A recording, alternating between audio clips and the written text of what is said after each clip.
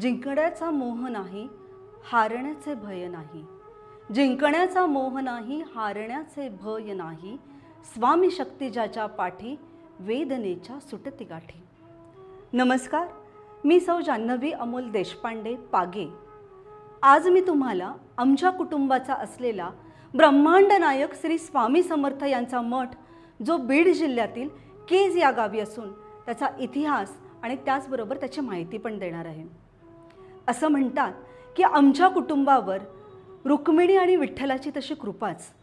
त्यामुळे पूर्वजांमध्ये एक स्त्री बाळंतपणासाठी अडली असताना बाळ आणि बाळंतिणीची सुटका करण्यासाठी सुईणीचं रूप घेऊन रुक्मिणी आली होती. त्याचबरोबर आमचे अजून एक पूर्वज म्हणजे नानासाहेब तथा महारुद्रराव देशपांडे. तसा तो मोगलाईचा काळ होता.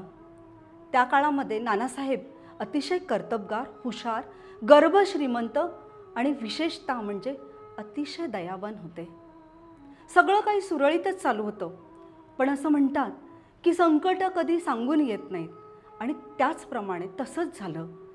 निजामाने नानासाहेबांची पूर्ण खाजगी मालमत्ता आणि तसंच जमीन जुमला अचानकपणे जप्त करून टाकला. तो मिळवण्यासाठी त्यांनी अनेक प्रयत्न केले, व्रतवैकल्य केली, पण त्यांना काही यश आलंच नाही. त्यामुळे बिडकर महाराजाच्या सांगण्यावरनं ते अक्कलकोटला श्री स्वामी समर्थ यांच्याकडे गेले. श्री स्वामी समर्थ आणि नानासाहेब यांची ही पहिली भेट. नानासाहेबांनी काही न सांगता श्री स्वामी समर्थांना सगळं काही कळालं होतं. श्री स्वामी समर्थ म्हणजे अंतर्यामी, स्वामी समर्थ म्हणजे परमेश्वराचा रूप. असं म्हणतात, आधी तूच अंत तूच, तूच सर्व ठाई, कशा पायी सांगू तुला ठावे सर्व काही. त्याचप्रमाणे स्वामी समर्थांना तर सगळं कळालंच होतं आणि त्या समस्या सोडवण्यासाठी स्वामी समर्थांनी नानांना सांगितलं की नाना, तू इथे का आलास? तू चार मिनारला जा आणि तिथे तुझं काम होऊन जाईल.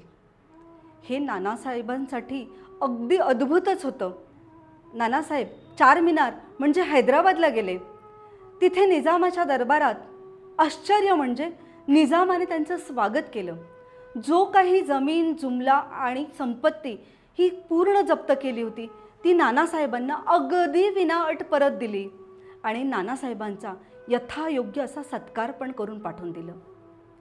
नानासाहेब आता केजला परत आले खरे, पण त्यांचं चित्त, त्यांचं मन हे सगळं स्वामींच्या चरणी होतं. आणि म्हणून पुन्हा एकदा अक्कलकोटला ते स्वामी समर्थांना भेटायला गेले. ह्या वेळेस मात्र स्वामी समर्थ त्यांच्यावर चिडले, कारण की स्वामी समर्थांना माहिती होतं की नानासाहेबांचं कार्य अजून संपलं नाही आहे.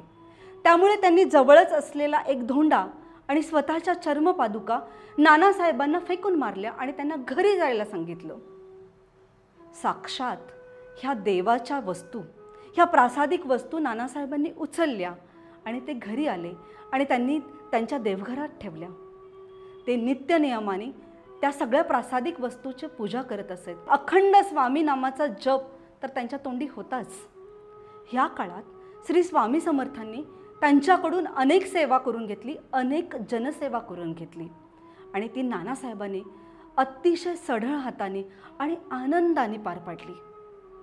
पण स्वामी समर्थांना प्रत्येक शिष्याची ही काळजी वाटतेच. म्हणून स्वामी समर्थाच्या कृपेने नानासाहेबांना एकदा द्रव्याने भरलेला हंडा सापडला, जो त्यांनी लोककल्याणासाठी वापरला. आता स्वामी समर्थांचा नानासाहेब तर आवडता भक्त बनले होते.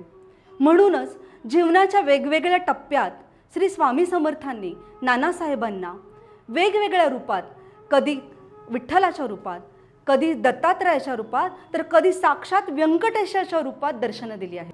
हे असं गुरु आणि शिष्याचं नातं. नानासाहेबांना असं वाटत होतं की आपल्यावर तर स्वामी समर्थांची कृपा आहेच आणि असाच आशीर्वाद सगळ्यांना मिळावा, म्हणून नानासाहेबांनी केज इथे मठ बांधायचं ठरवलं आणि त्यासाठी ते अक्कलकोटला श्री स्वामी समर्थांकडे गेले.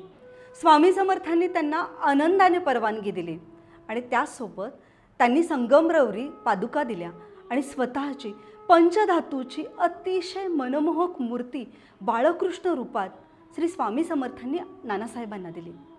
नानासाहेब ते घेऊन केजला आले आणि जिथे स्वामी समर्थांनी उकिरड्यावर मठ बांधायला सांगितलं होतं तिथे त्यांनी मठाचं बांधकाम सुरू केलं. ह्याच काळात एक घटना घडली, ते म्हणजे श्री स्वामी समर्थ यांचं देहावसन झालं.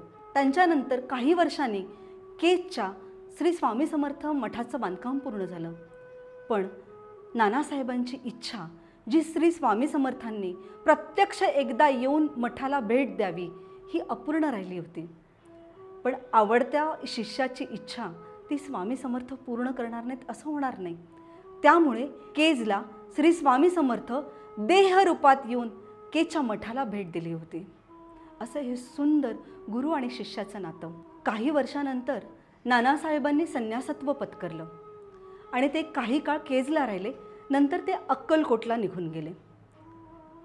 जेव्हा नानासाहेबांचं देहावसन झालं तेव्हा त्यांनी एक इच्छा व्यक्त केली होती की मला श्री स्वामी समर्थांच्या पायाशी आजूबाजूला कुठेतरी जागा मिळावी. पण काही लोकांनी याला विरोध दर्शविला. मग श्री स्वामी समर्थांची पण अशी इच्छा होती की माझ्या भक्ताला माझ्या जवळ जागा द्यावी. ते अक्कलकोटच्या राजाच्या स्वप्नात गेले आणि त्यांनी त्याला आज्ञा दिली की माझ्या नानाची माझ्या बाजूला कुठेतरी समाधी बांधा. नानासाहेबाच्या मुलांनी अक्कलकोटच्या राजाची मदत घेऊन नानासाहेबांची समाधी, जिथे स्वामी समर्थांची समाधी मठ आहे, त्याच्या बाजूला बांधली. आजही तुम्ही त्याचं दर्शन घेऊ शकता. तर हा झाला पूर्ण इतिहास. आजचं जर का सांगायचं झालं, जेव्हा तुम्ही केजला या मठाला भेट द्याल तेव्हा तुमच्या लक्षात येईल संपूर्ण मठ हा चिरेबंदी तटबंदीने वेढलेला आहे. अंगणात एक विहीर आहे, त्याच्या बाजूलाच लक्ष्मीनारायणाचा वृक्ष असून त्याच्यावर ध्वजा आहे.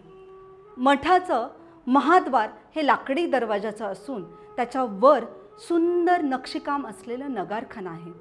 जेव्हा तुम्ही मठात प्रवेश कराल तेव्हा दोन्ही बाजूला बैठका आहेत. समोर गेल्यानंतर एक मोठा चौथारा म्हणजे सभामंडप जो दगडी असून त्याच्या एका बाजूला हनुमंताचं मंदिर आणि दुसऱ्या बाजूला मठ आहे.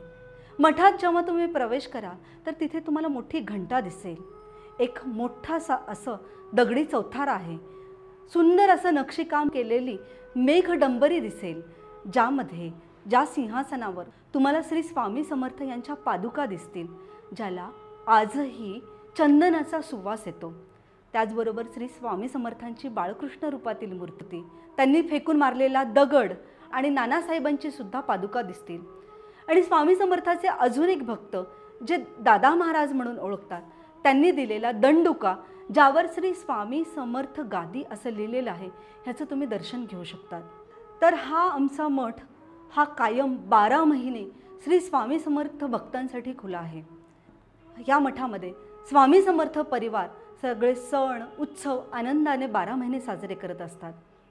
पण विशेष साजरा होतो तो म्हणजे 3 दिवसाचा असलेला श्री स्वामी समर्थ उत्सव, जो पाडव्याच्या दुसऱ्या दिवशीपासून सुरुवात होते. पहिला दिवस असतो तो श्री स्वामी समर्थ यांचा जन्मकाळ, दुसरा दिवस असतो श्री स्वामी समर्थ यांचा महाप्रसाद आणि तिसरा दिवस असतो श्री स्वामी समर्थ यांची पालखी आणि काला.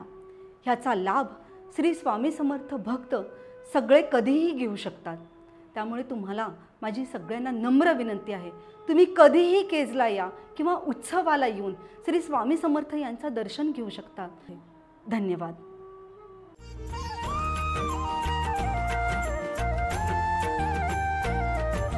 विश्वाचा विश्राम रे स्वामी माझा राम रे.